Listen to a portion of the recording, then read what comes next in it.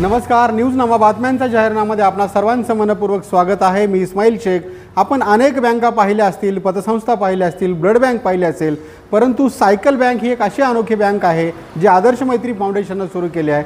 चला तर मग जाणून घेऊया या आदर्श मैत्री फाउंडेशनच्या संचालकाकडनं की कशा पद्धतीची त्यांनी ही बँक आणलेली आहे। नवीन संचालक बाबूराव जाधव सर इथे उपस्थित आहेत, प्रमोद बोरेकर सर उपस्थित आहेत, सोनू डगवाले सर उपस्थित आहेत, दस्तूर खुद्द या आदर्श मैत्री फाउंडेशनचे अध्यक्ष संतोष बिराजदार सर उपस्थित आहेत, संचालक प्राचार्य निलेश राजमाने सर उपस्थित आहेत आणि संचालक प्रकाश देशमुख सर इथे उपस्थित आहेत। संतोषजी, मला पहिल्यांदा सांगा की आम्ही तर अनेक अशा बँका ऐकलेल्या आहेत, पतसंस्था ऐकलेल्या आहेत, पण तुम्ही काहीतरी वेगळी बँक काढलेली आहे जी ग्रामीण भागातील विद्यार्थ्यांना त्याची मदत होणार आहे।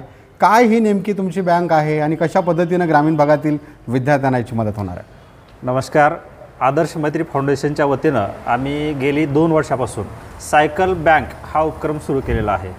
या बँकेच्या माध्यमातून आम्ही ग्रामीण भागातील गरीब व होतकरू विद्यार्थ्यांना ज्यांचं शाळेपासून घर जायचं याचं अंतर 4-5 किलोमीटर दूर आहे अशा विद्यार्थ्यांना शाळेतून सायकली डोनेट करतो। त्यांच्या माध्यमातून 8वी 9वी 10वीचे विद्यार्थी या बँकेचा लाभ घेऊ शकतात। बरोबर। आणि 10वी झाल्यानंतर ते सायकल शाळेत जमा होईल आणि शाळेतील शिक्षक ते पुढच्या गरजू विद्यार्थ्यांसाठी ते वापरायला देतील, असा हा सायकल बँकचा उपक्रम आहे। तर म्हणजे शहरातील आणि परिसरातील सर्वच दानशूर व्यक्तीच्या माध्यमातून ह्या बँकेचा उपक्रम आम्ही राबवत आहोत। आजपर्यंत साधारणतः 125 विद्यार्थ्यांना याचा लाभ झालेला आहे आणि यावर्षी 100पेक्षा जास्त विद्यार्थ्यांना याचा लाभ करून द्यायचा आमचा मानस आहे। त्याच्यासाठी आम्ही सर्व संचालक मंडळाच्या वतीनं आणि आमच्या वतीनं लातूर शहरातील असतील, परिसरात असतील दानशूर व्यक्तींना असे आवाहन करतो की आपण आपल्या परीने 1 सायकल असेल, 2 सायकल असतील किंवा जसं घडेल तशी या सायकल बँक उपक्रमास मदत करावी, जेणेकरून या माध्यमातून आणखी विद्यार्थ्यांच्या पंखांना त्यांच्या शैक्षणिक वाटचालीला बळ देता येईल या उपक्रमाच्या माध्यमातून। तर मी परत आमच्या सर्व संचालक मंडळाच्या वतीने असे आवाहन करतो की आपण या सायकल बँकेस भरभरून असं सहकार्य करावं। कधी आपण या ग्रामीण भागातील विद्यार्थ्यांना सायकल देणार आहात? कधी आपला हा कार्यक्रम होणार आहे? कसं स्वरूप असणार आहे त्याचं? येत्या 15 ऑगस्टला या सायकल बँकचं वितरण आम्ही गेल्या वर्षी आपल्या येथील मंत्री संजयजी बनसोडे असतील तसेच मान्यवर यांच्या उपस्थितीत आम्ही वितरित केलं होतं। यावर्षी 15 ऑगस्ट दिवशी पूर्ण विद्यार्थी, शिक्षक, आमची सर्व आदर्श मैत्रीची टीम आणि जे मान्यवर यांच्या उपस्थितीत येत्या 15 ऑगस्ट दिवशी या सायकल बँकचं वितरण करण्यात येणार आहे। अगदी बरोबर आहे, परंतु या ग्रामीण भागातील विद्यार्थ्यांच्या पंखांना बळ देण्यासाठी हा उपक्रम आहे। प्राचार्य निलेश राजमाने सर, तुम्ही ग्रामीण भागामध्ये काम करता, विद्यार्थ्यांच्या असंख्य अडचणी आहेत, तुम्ही त्याच्याशी ज्ञात आहात।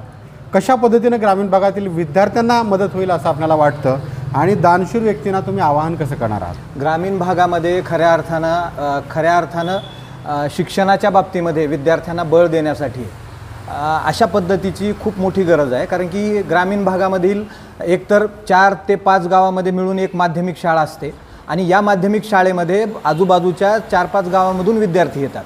पण हे येत असताना आजूबाजूला ज्या वाडी, वस्त्या, तांडे आहेत त्या तांड्यावरून हे विद्यार्थी डोंगराळ भागामधून चलत येतात, कारण की कसलीच सुविधा नाही, एकतर बसेसची सुविधा नाही, खाजगी वाहनांची सुविधा नाही आणि त्यांना त्या शाळेपर्यंत पोहोचण्यासाठी आर्थिक सुबत्ता नसल्यामुळं या विद्यार्थ्यांची प्रचंड मोठ्या प्रमाणामध्ये गैरसोय हे मागील कित्येक वर्षापासून आम्ही आमचे सर्व सहकारी पाहत आलो आहेत। आणि या संकल्पनेमधून आमचे स्नेही मित्र संतोषजी बिराजदार यांना ही संकल्पना सुचली की या विद्यार्थ्यांचं शिक्षण थांबलं नाही पाहिजे आणि शिक्षण थांबलं नाही पाहिजे तर या विद्यार्थ्यांच्या शिक्षणाला त्यांच्या पायामध्ये बळ निर्माण करण्यासाठी, त्यांच्या भेगाळलेले जे पाय आहेत तर त्या पायांना बळ देण्यासाठी आणि त्यांच्या शिक्षणाचं पुढं शिक्षण चालू ठेवण्यासाठी अशा पद्धतीनं त्यांना जर सायकल दिली तर ते वेळेमध्ये त्या शाळेमध्ये पोहोचू शकतील, त्यांचा आत्मविश्वास वाढेल।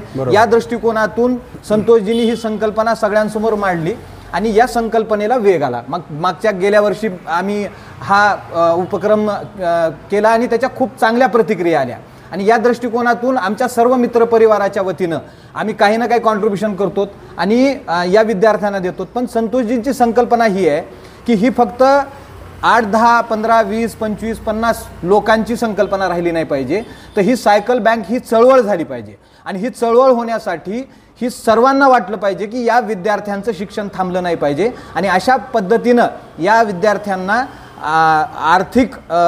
आर्थिक विवंचने अभावी त्यांचं शिक्षण थांबू नये बरोबर. आणि त्याच्यामुळं हे जनसामान्यापर्यंत गेलं पाहिजे. आणि मग आम्ही या आपल्या चॅनलद्वारे हे सगळ्यांना आवाहन करतोय की अशा होतकरू आणि गरजू विद्यार्थ्यांचं शिक्षण पुढे चालू राहावं, त्यांच्या शिक्षणाला बळ मिळावं, या दृष्टिकोनातून प्रत्येकानं ही चळवळ आपली आहे असं समजून ह्याच्यामध्ये जर आम्हा सगळ्यांना मदत केली तर या विद्यार्थ्यांच्या शैक्षणिक वाटचालीचं जे पुण्य लाभणार आहे तर ते पुण्य सगळ्यांपर्यंत पोहोचू शकेल. या दृष्टिकोनातून आम्ही सर्व मित्रपरिवार आपणा सगळ्याला आव्हान करतोय की आपण फुल नाही फुलाची पाकळी ची आर्थिक मदत ह्याला करावी, जेणेकरून या विद्यार्थ्यांना जास्तीत जास्त विद्यार्थ्यांना सायकली देऊन त्याचा लाभ मिळवता येईल. एकूणच काय तर ग्रामीण भागातील विद्यार्थ्यांच्या पंखांना बळ देण्यासाठी सायकल बँक हा उपक्रम आदर्श मैत्रीने जो सुरू केला आहे तो आदर्शवत ठरणार आहे.